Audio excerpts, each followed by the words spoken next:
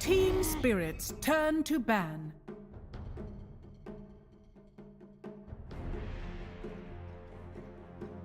Ten seconds remaining. 5 seconds remaining.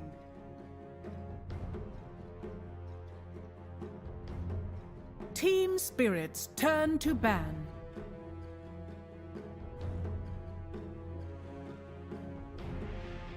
Team Liquid's turn to ban. Team Spirit's turn to ban.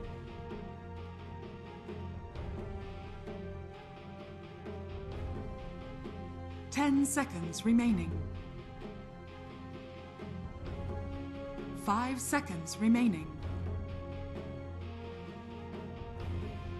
Team Spirit's turn to ban.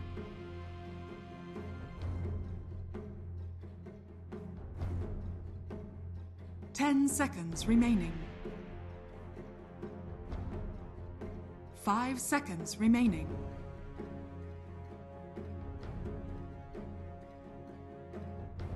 Team Liquid's turn to ban.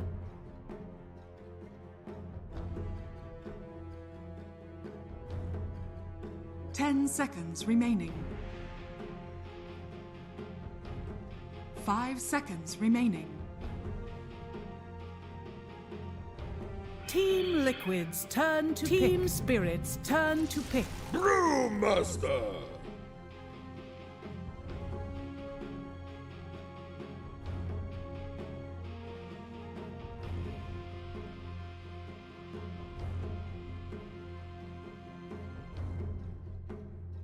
Ten seconds remaining. 5 seconds remaining.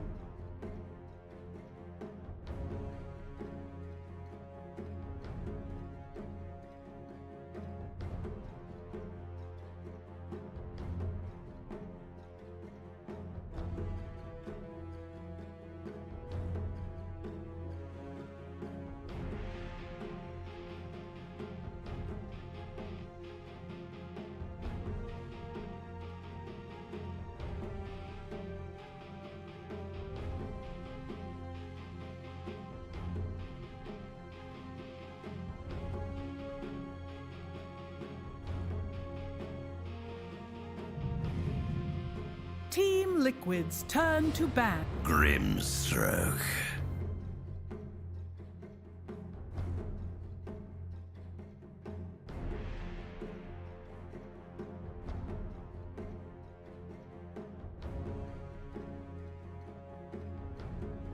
Ten seconds remaining.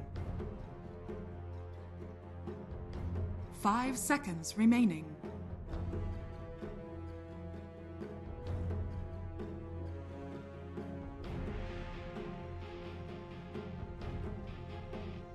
Is possible, and the real simple answer for everybody out there for Ricky Mid, it's either going to look really good or really bad. It's pretty much no in between. So if you're a Liquid fan, see how that goes. I mean, this is upper bracket, so you can throw out some curveballs, right? You still have an extra life to work. That is true. But this is just not.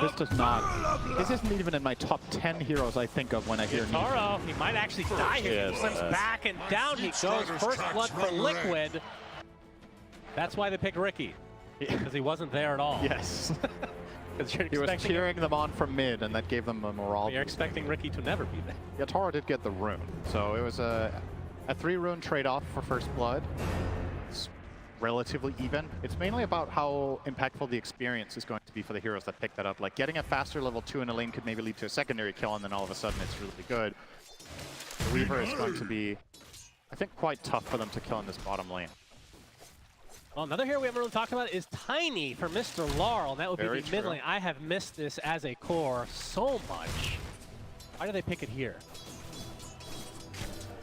Yeah, who knows? I think they don't even know themselves by the... Judging from the interviews, we're just looking at the... Like, what do you want to play today, buddy? Yeah. Oh, you want to play for top 3 TI? Oh, okay. I guess you can play Ricky, Nisha. Well, yeah, preferred picks, I suppose. I think what Tiny does offer in this game is he's a really good assassination partner together with Grimstroke. So if you jump some of these more frail heroes, like Ricky has a relatively low HP pool and can't really use his spells during the Avalanche Toss combo. You can kill the supports very easily. both Willow and Destructor kind of die if they get jumped by a Tiny with Inkswell on him. And you have a little bit of an extra thing that I don't want to overlook too much in this game. I think Mira can have a relatively big impact on Invoker with a level in Sunstrike. Just 1 point after the change to how Sunstrike scales with Exort, it does a lot of damage level 1. I'm probably not going to see him skill it right now, but it could be an earlier thing in the game that we see a lot of. Some early aggression. Boxy taking the brunt of a lot of damage from Spirit. Not trying to keep Yatoro at bay. Oh, more right clicks. Boxy barely survives. Get close enough to use that Inkswell to full effect, but directing a lot of damage Liquid's way. Yeah, Grim Weaver is very strong against Brewmaster in particular. It seems like the Weaver was a direct counter pick when they saw this come out from Liquid as their overall first choice of the team. See how Zai manages to deal with what should be a very unfavorable matchup in that bot lane. And it only gets worse, because when Grimstroke and Weaver both hit level 3, this ramps up to 11 very fast. Tornado? Full snap tornado onto Insania. Decent amount of damage. Of course, it is daytime, so he is half a hero at the moment. Yeah, he's running double bracers against a weak lane, though, so he's just gonna farm. I don't think they can really stop him from getting CS in this lane. At the same time, though, it's probably also not the worst lane matchup for Mickey either. Minute 5, it's gonna get tricky. Invoker Nightstalker suddenly transforms into a monster lane. For the time being, pretty good. Nice little play there with the glimpse from Insane. Could earn him. Radiant's courier Very gorgeous. Like shot. Wait, Collapse actually got it because of the cold snap. Dire's courier has been killed. Spirit. Thought the glimpse was gonna earn them a Lotus, but didn't. See how effective this Night Stalker is gonna be. This is not a hero we see all too often these days. There was a time for it, of course, back in your day, a few years ago. It was a mid hero. When's the last time we've seen Night Stalker mid?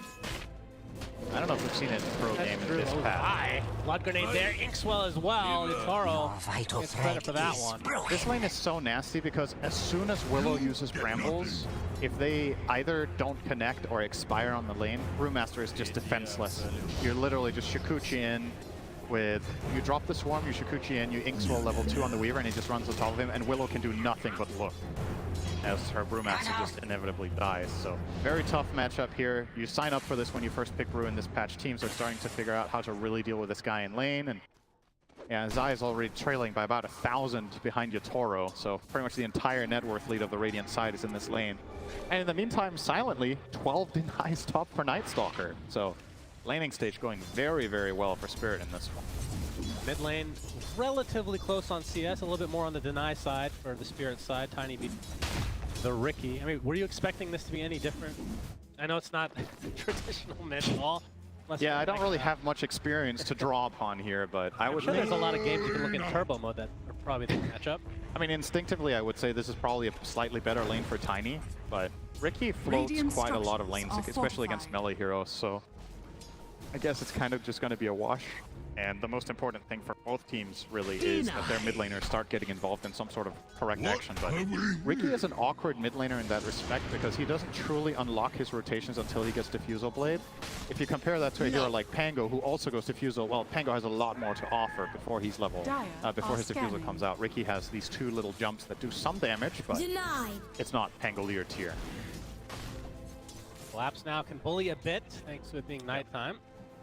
You can see already has a slight advantage in the laning stage. His bottom lane, Yatoro taking heavy damage. Applying as much pressure as he can to Zai. He can take a Thunderclap, pops the one to stay alive. Yatoro does end up getting the kill, but the damage coming out from Boxy in that Shadow Realm is too much to handle, so it ends up being a 1-for-1. Half a second left in the Shikuchi there, so nice for Liquid to find that trade. That was very close to just being one side.